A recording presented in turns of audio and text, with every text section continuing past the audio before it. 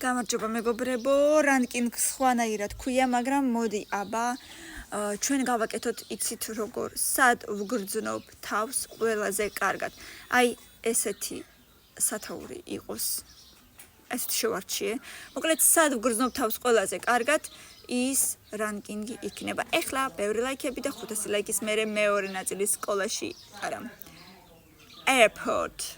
No, ბევრი ხალხია ძალიან არ მიყვარს, როცა ბევრი ხალხი სანაპირო ზღვაში ცურაობა არ ვიცი, ამიტომ სანაპიროზე ვარ ხოლმე როცა ზღვაზე.